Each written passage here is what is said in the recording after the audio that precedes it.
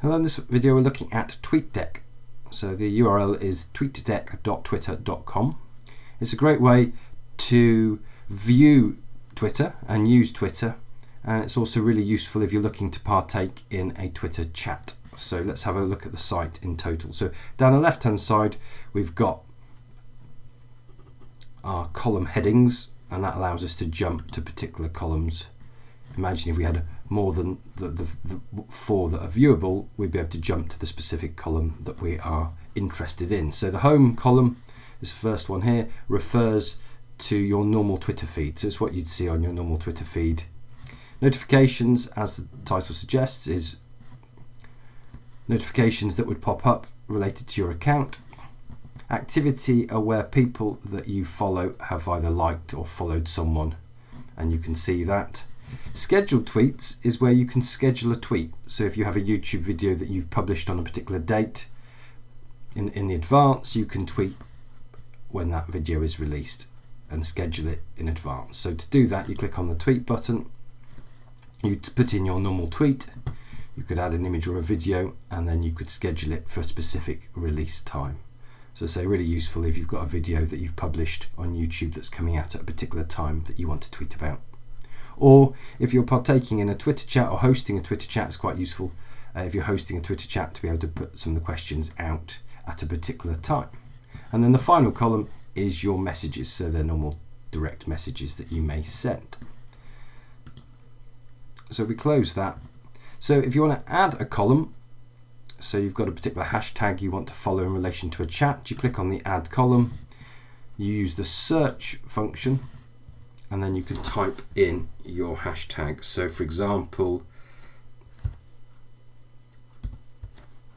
I could be interested in the next Microsoft Tweet Meet, so I could put in MSFTEDU chat, and I could select that and it will create that as a column.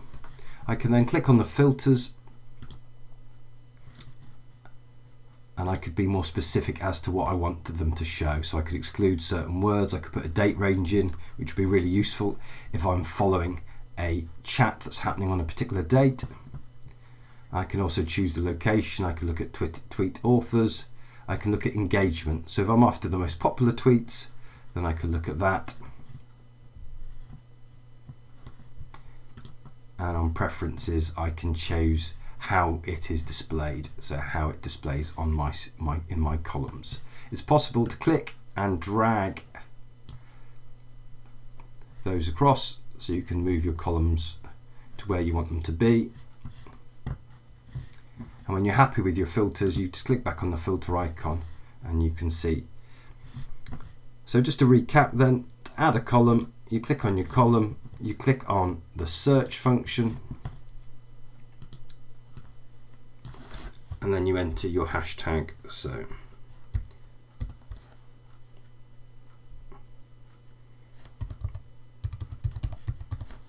there's a further education chat in the UK that I take part in, so I click on that, and again it brings it up and I can use the filters to choose.